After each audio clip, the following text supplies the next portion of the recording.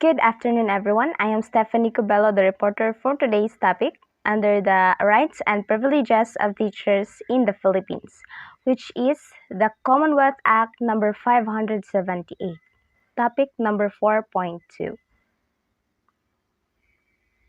So these are the table of contents. First is the introduction. I will discuss to you all about Commonwealth Act number 578. Second is the definition of the teachers as person in authority. And the third one is the fact check. Later on, I'll give a fact about the teachers before and after the provision of the law. So let's go to our first content, which is the introduction. This report presents a discussion on the Commonwealth Act number 578 and the legal basis of teachers as persons in authority. This topic is to discuss the legalities behind the phrase teachers as person in authority. So later on, I will discuss to you the definition of the teachers as person in authority. So first off is the Commonwealth Act number 578.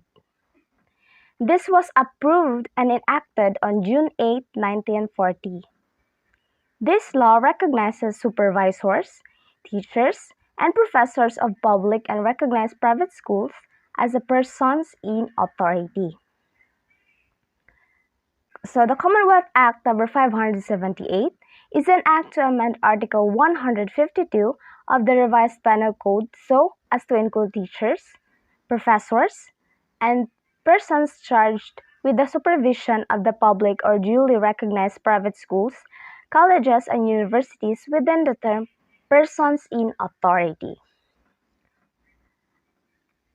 So this law has two sections that is covered, which is Section 1, Article 152 of the Revised Penal Code is amended to read as follows.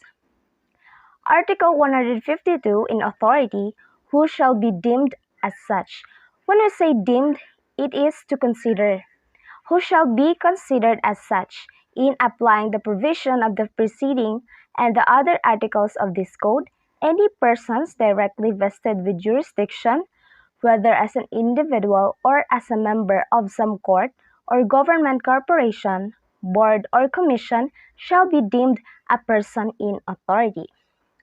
So it says that in applying the provision of Articles 148 and 151 of this code, teachers, professors, and persons charged with the supervision of public or duly recognized private schools, colleges, and universities shall be deemed as persons in authority.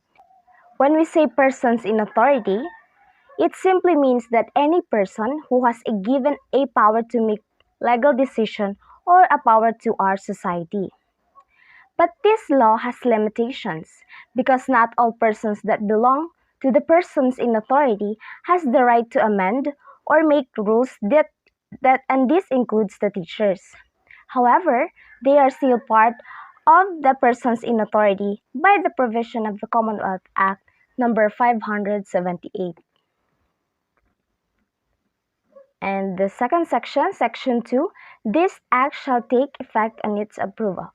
As what I've said earlier, this law has been approved, so it is now working. Aside from the authority, what could be the other benefits of this law to the teachers?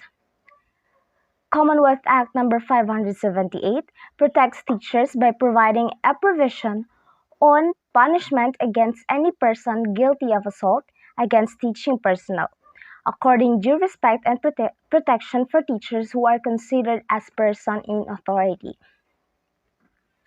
So if any person who was found guilty of assault upon those teaching personnel, this act also provided a penalty of imprisonment ranging from 6 months and 1 day to 6 years, and a fine ranging from 500 to 1,000 pesos. So if someone is found guilty of assault to the teacher personnel or other schools personnel, they can be punishable by this law. So let us move on to our second content, the Definition of the teachers in authority. Originally, teachers are not persons in authority since they are not directly vested with the power to govern and execute laws. This is accurate since their work is not related to the work of lawyers, which lawyers can make or amend a law because they are lawmakers. But through the provisions of Commonwealth Act No. 578, duly amended by Article 152 of the Revised Penal Code, teachers became persons in authority. And let's move on now to our last content, the fact check. So I'll give a fact about the teachers before and after the provision of the law. Teachers before the provision of this law doesn't have the power to defend for themselves. So let me give you an example situation. A student harassed his teachers by slapping its face in front of the class. That was very disrespectful way to a teacher, right? So with the provision of the Commonwealth Act No. 578, the school's personnel, including the teachers, has already the rights to defend for themselves. This law is very relevant to the teachers because this law defends them from any assaults and harassment that will come to them. So that's all from my report, Commonwealth Act No. 578. Thanks for listening.